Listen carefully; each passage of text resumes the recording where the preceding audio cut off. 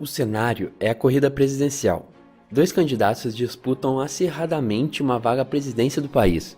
E aí, chovem estatísticas dizendo que entrevistas feitas com 18.406 pessoas e afirmando que com mais ou menos meio ponto percentual de erro, o candidato A está na frente do candidato B.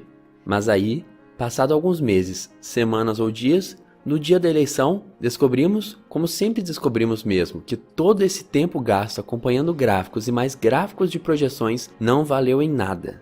Que na verdade, foi o candidato B que ganhou, e que aquela margem percentual de erro foi ultrapassada várias e várias vezes. Olá, meu nome é Albano, e esse é o Seja Uma Pessoa Melhor. E hoje, vamos falar sobre Como Mentir com Estatística, um livro recomendado por Bill Gates, e também por mim, viu? E para quem não sabe, o homem mais rico do planeta diz ler no mínimo um livro por semana, e que isso traz uma vantagem enorme em relação a quem não lê. E só para dizer aqui, tenho a mesma opinião que ele. Grande ideia 1. Cheque a amostragem. Voltando às pesquisas de eleição, sempre faço essa pergunta. Quem já foi entrevistado nessas pesquisas? Em que cidade foi feita a pesquisa? Ou em que bairro foi feita a pesquisa? A falta de respostas para essas perguntas nos mostra o quanto a amostragem pode ter sido pequena. E mesmo quando o número de pessoas é grande, ele pode ter sido tão homogêneo a ponto de pegar pessoas que tenham a mesma opinião. E além de tudo isso, outras coisas podem modificar uma pesquisa, como quem está fazendo as perguntas, se é uma mulher bonita ou um homem feio, ou se as pessoas estão realmente respondendo corretamente, ou apenas dizendo a primeira coisa que vem na cabeça, pois estão todos cansados ou se foram acordadas num domingo de manhã. Então, a primeira dica para se confiar numa estatística é checar a amostragem. Grande ideia 2, o erro da média. Uma coisa que geralmente confiamos é na média. Se dizem que a média de uma turma é 7, tendemos a querer tirar mais que 7. Porém, se a média for apenas 4, para nós um simples 5 já irá nos dizer que estamos melhor do que a grande maioria. Peraí, acho que não, né? Acho que talvez não estaremos melhor que a maioria. Vamos a um exemplo. Numa pequena turma, tinha 4 alunos, e digamos que a média foi 8, uma média bem alta. Mas suponha agora que você pertence a essa turma, e que você seja também um aluno exemplar. Tão exemplar que tirou 9. Pronto, parabéns. Foi uma ótima nota, mas será mesmo que você estará com uma nota melhor que a maioria dos alunos da sala? Por incrível que pareça, não estaria. Parece exemplo bem bobo, uma sala de 4 pessoas, e pode parecer que ficou bem forçado eu colocar 2 notas 10 e uma nota 1, para que mesmo sua nota alta, 9, não fique maior do que a maioria. Mas então, vamos a um caso mais concreto. Não sei se vocês sabem, mas a renda per capita, que é toda a nossa renda nacional, dividido pelo número de habitantes do país, ou seja, que a média de renda de um brasileiro é de mais ou menos incríveis 16 mil dólares anuais, ou passando para reais, são quase 4 mil reais por mês. A média da população ganha 4 mil reais por mês. Metade dos brasileiros ganha isso ou mais? Não, absolutamente não. Na verdade, só menos que 20% da população brasileira ganha mais do que isso, em salário e mais impostos. Grande ideia 3, mentindo com gráficos. Acredito que o modo mais fácil de mentir usando estatística é a partir de gráficos. Ele foi criado com o intuito de facilitar o entendimento dos dados, mas parece que muita gente não sabe disso e o usa para manipular o entendimento dos gráficos. Vamos ao exemplo do livro. Imagine que o senhor ali do gráfico ganha 20 mil reais por mês, que o seu salário aumentou gradativamente 10% ao longo de um ano. Está bem claro que este é um bom gráfico.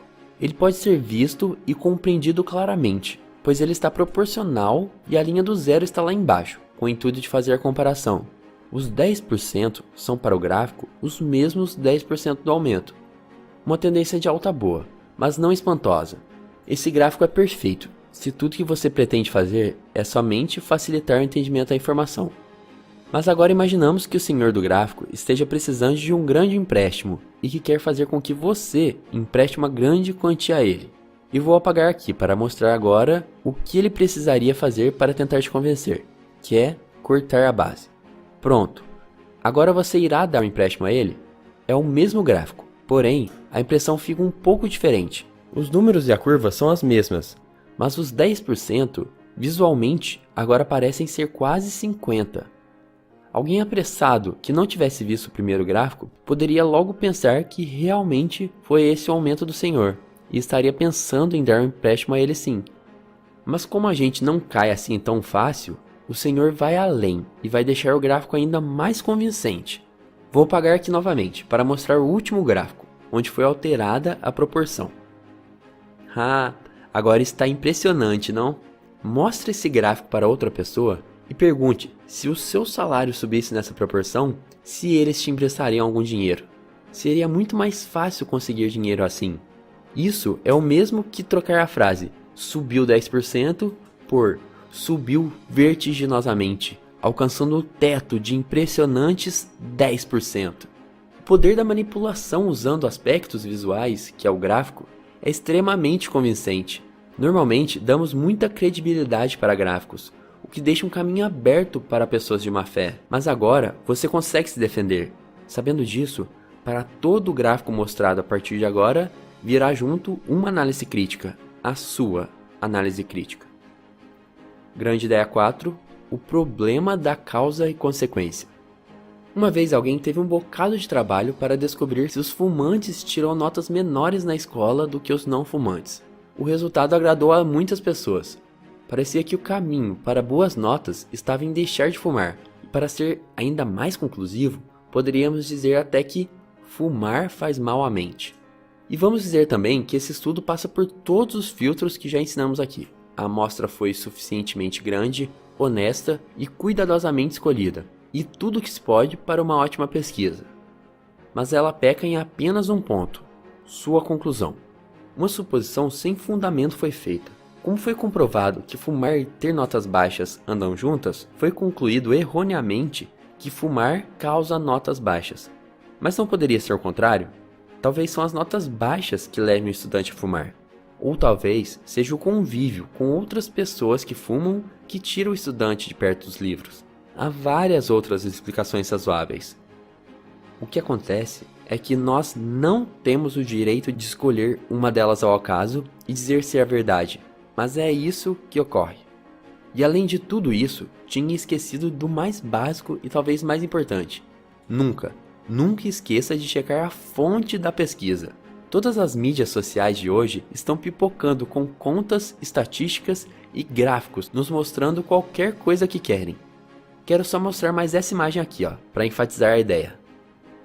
Não seja a pessoa que acredita em qualquer estatística e sai compartilhando falsas ideias ou ideias óbvias. Não seja mais um na multidão de pessoas que são levadas como um rebanho para qualquer lugar. Essas foram algumas das dicas valiosas do livro Como Mentir com Estatística. Tenha um ótimo dia, um grande abraço e seja uma pessoa melhor.